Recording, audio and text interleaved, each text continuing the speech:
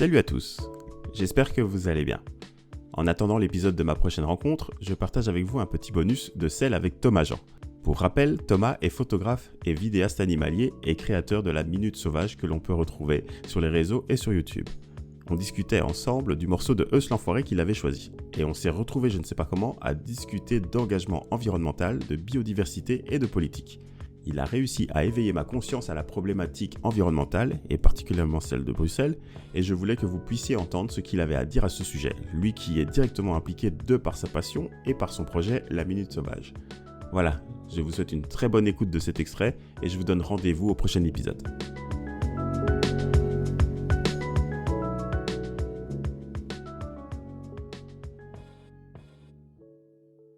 Et moi j'espère que ce genre de projet, tu vois, qu'on mène toi et moi, j'espère que ça va inciter d'autres personnes à se lancer parce que y a tellement de compétences et de connaissances qui résident au sein de la population que c'est là qu'elle se trouve la richesse, tu vois. Mm-hmm. C'est pas le pognon, on s'en fout du pognon. C'est vraiment il y a plein de trucs à savoir et surtout aujourd'hui, enfin me concernant dans le contexte actuel lié à la biodiversité, au dérèglement climatique, à l'affaiblissement de la biodiversité et à l'environnement, tu te dis mais on est dans une phase qui est tellement sensible que la population de manière générale doit réagir, doit faire quelque chose, tu vois, doit se bouger et doit arrêter de confier d'avoir une confiance aveugle envers le monde politique. Parce que quand tu vois des projets immobiliers d'aménagement du territoire ici à Bruxelles qui visent à détruire des zones qui sont extrêmement riches biologiquement, qui sont extrêmement importantes pour l'environnement, tu te dis, ben voilà, les personnalités politiques qui gèrent ce genre de projet-là, soit ils en ont rien à foutre, soit du contexte actuel, et de ce que ça va générer comme problème climatique à terme, pour la population bruxelloise, et de manière générale pour le monde, à moindre échelle, mais peu importe. Soit ils s'en foutent complètement, soit ils en ont pas conscience, et là ça pose réellement problème, dangereux, tu vois. Et j'ai envie de dire à ces personnes, si ils s'en foutent, qu'ils le disent, tu vois, qu'ils l'affirment, que la population, et qu'ils soient transparents face à la population et qu'ils le disent, qu'on puisse prendre des dispositions. Si ils ont un manque de connaissances, là ça pose un réel problème de position professionnelle, tu vois. Et c'est deux options, mais il y en a certainement d'autres. Mais du coup, moi je pense qu'aujourd'hui, c'est ça que j'ai envie de faire maintenant avec la Minute Sauvage aussi, c'est d'une certaine manière militer, tu vois. Ah ouais, c'est ce que j'allais te poser comme question. Est-ce que tu te considères comme militant ? Oui, d'une certaine manière, même si j'aime pas vraiment le mot. J'allais dire, il faut se battre, mais il faut pas se battre non plus. Je suis pas quelqu'un de violent. Il faut agir, quoi, tu vois.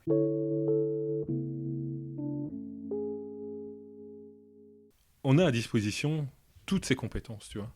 Et dans les initiatives citoyennes, moi, c'est un truc que j'adore parce que c'est vraiment la combinaison de toutes ces compétences qui viennent de personnalités, de milieux sociaux différents, etc., d'histoires de vie différentes, qui vont se rencontrer et se concentrer pour mener un projet commun. Et ça déchire, parce que quand ce sont des initiatives citoyennes, comme le collectif Sauvons la Friche Josaphat, qui est un collectif dans lequel tu as des ornithologues, des naturalistes, des entomologistes, des avocats, des architectes, etc., plein de compétences diverses et variées, ça fait quelque chose de cohérent. Et cette cohérence-là, moi, j'ai envie de la soutenir et leur combat, leur mission, elle me parle totalement. Préserver cette zone, tu vois, qui est extrêmement riche sur laquelle on a observé plus de 1200 espèces animales et végétales, tu vois, c'est colossal pour Bruxelles. Et se dire que cette zone-là, elle va disparaître pour y construire des bâtiments, alors que dans le contexte actuel, tu te dis, on pousse la population à faire évoluer ses comportements de consommation. Et la population le fait de manière spontanée. Tu vois, il y a une conscientisation qui est faite par rapport au climat, par rapport au dérèglement climatique, etc., qui est là. Les personnalités politiques qui disent qu'il faut sauver la planète ou qui remettent en question le dérèglement climatique ou qui disent « attendez, il faut en débattre », ces gars-là, ils ont une guerre de retard, quoi, tu vois. Surtout, parce que c'est un débat qui a eu lieu il y a 40 ans, mais surtout, les personnes qui disent qu'il faut sauver la planète, ces gens-là n'ont rien compris et sont des charlatans, quoi, tu vois, parce que c'est pas la planète qu'il faut sauver, c'est toute forme de vie sur Terre, même s'il y aura une forme de vie qui subsistera, même si on faisait péter toutes les centrales nucléaires, c'est l'humanité, tu vois. C'est l'humanité. On est dans une période qui est... on va atteindre un point de non-retour, un point de rupture où on ne pourra plus revenir en arrière. Et ça, il faut le faire comprendre. Ça, tu le sens très fort, ça. Bah, moi, je le vois. Ouais. Tu vois, je le vois. J'ai vu, depuis que je suis gamin, l'évolution de la ville, de Bruxelles. Je le vois de manière très localisée. Tu as des morceaux entiers de milieux naturels et semi-naturels qui ont disparu, tu vois, pour y construire des appartements, etc., des nouvelles infrastructures. Alors, tu me diras, ouais, mais en ville, il y a du monde, etc. Et il ne faut pas nécessairement construire du neuf, tu vois. Il y a plein d'autres options, et surtout à cette époque-ci où, ce que je te disais, on invite le public à changer de comportement de consommation, mais faites pareil au niveau politique. Tu vois, trouver des solutions qui sont autres qu'archaïques, quoi, tu vois, qui sont autres que d'un autre temps, et faites évoluer les choses de manière pertinente et en cohérence avec le contexte actuel. À Bruxelles, tu as la SBL Comuna qui a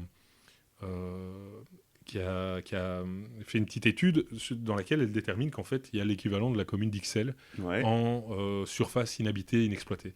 Alors dedans, c'est à relativiser puisqu'ils ont intégré aussi les surfaces comme les friches. Donc si on sort cette partie-là de cette étude, ça reste une partie une surface habitable qui est colossale ici à Bruxelles, tu vois. Et tu dis, mais pourquoi est-ce que le monde politique ne cherche pas une solution dans ce sens-là? Ça existe déjà. Pourquoi encore consommer alors qu'on sait que l'empreinte écologique d'un chantier immobilier est énorme, tu vois. Pourquoi ne pas rénover, réhabiliter, mettre aux normes, tu vois. Alors, évidemment, c'est moins rentable, c'est plus coûteux, etc. Mais c'est plus pérenne aussi, quoi. On parle d'économie, enfin de circularité, même en économie circulaire, en construction, d'ailleurs, justement. C'est un des sujets, entre guillemets,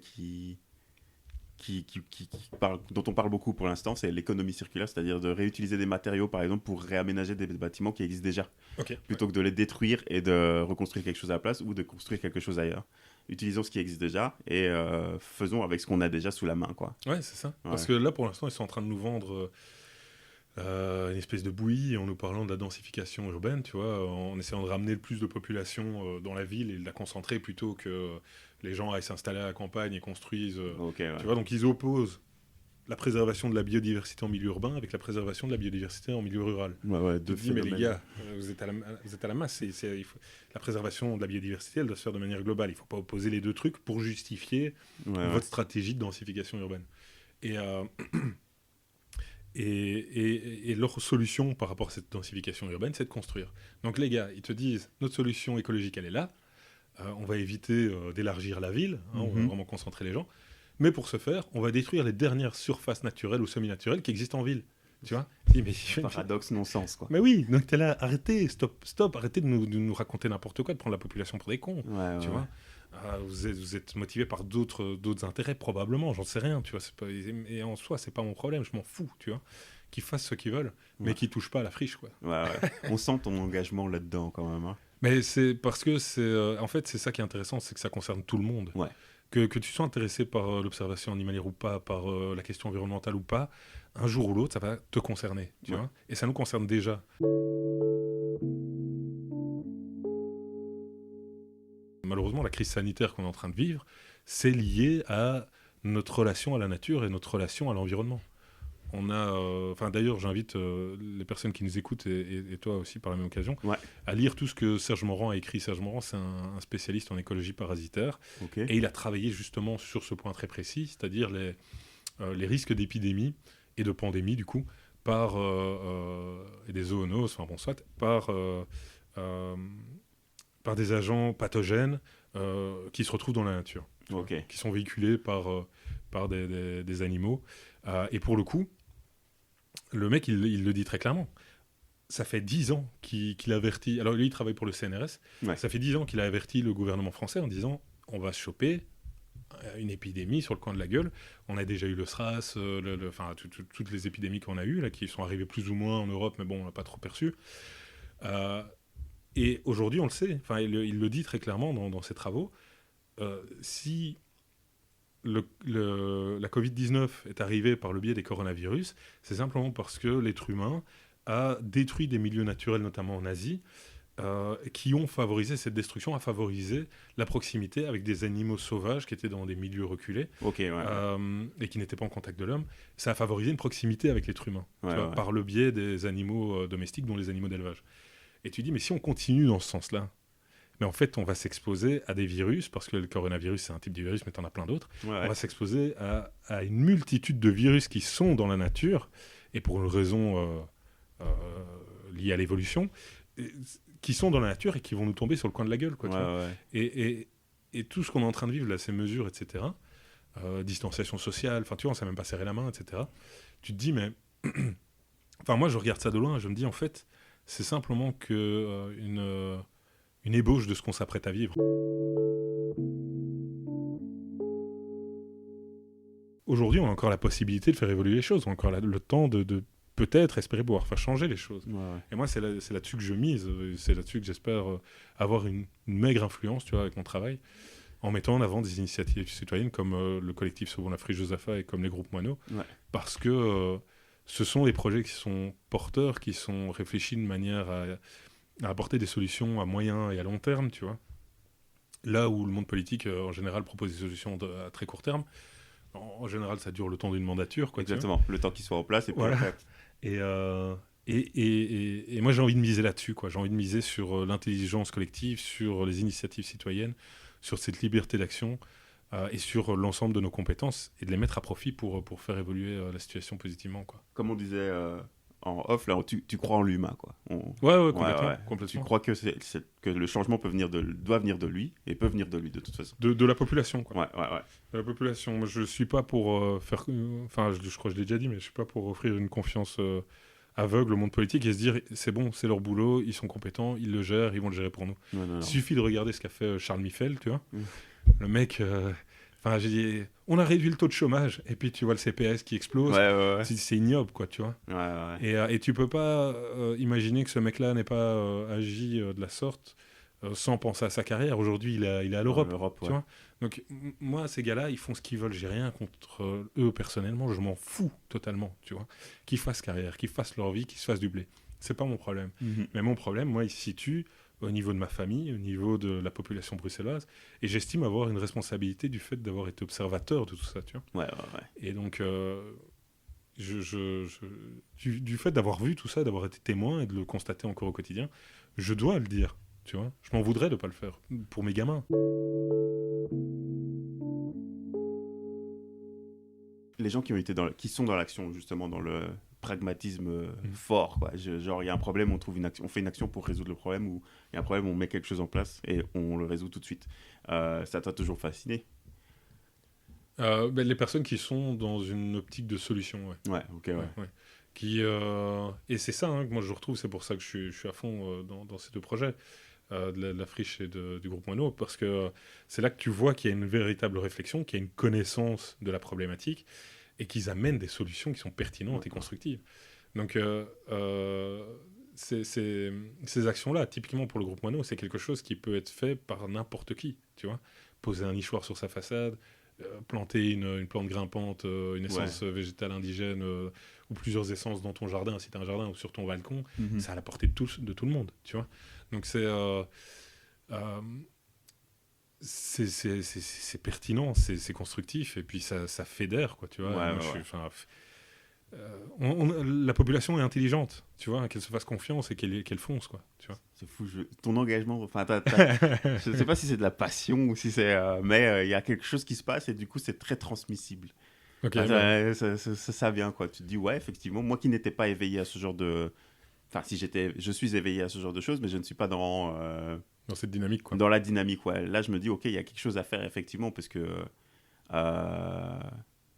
même à mon échelle, quoi, des petits trucs, vraiment des petits trucs. Faut que je m'y mette, quoi. Il est temps. Tu m'as motivé à m'y mettre. Allez, Patrick, let's go, mon vieux. Putain, il est temps. Merci, en tout cas, d'avoir partagé là-dessus. À fond, avec plaisir, j'ai beaucoup parlé. Non, mais je sens que, justement, c'est quelque chose d'important, quoi. Quelque chose d'important qui te tient à cœur, quoi. À fond, qui m'anime. Parfois, ça peut être compliqué aussi au niveau personnel. Ouais, mais je pense que c'est avec des personnes comme ça, comme toi, qui sont animées par quelque chose, qui ont la flamme dans quelque chose, que les choses peuvent avancer ou du moins peuvent rentrer dans la tête des gens, quoi. S'ils sont sensibles, du moins, parce je pense que tu peux... Ouais, il y a certaines personnes avec qui tu peux... il y a des murs, il y a des gens qui sont des murs, c'est tout. C'est pas grave, c'est le jeu, tu vois. Mais le message passe, quoi, enfin, dans le sens, il est écouté, quoi. Et moi, en tout cas, c'est l'effet que j'ai eu. Et je te remercie. Eh ben, avec grand plaisir. Merci à toi pour l'invitation, du coup. Il n'y a pas de souci. Ce l'enfoiré, là, nous a amené à parler de ce qui va arriver peut-être à l'humanité. Donc, merci, l'enfoiré.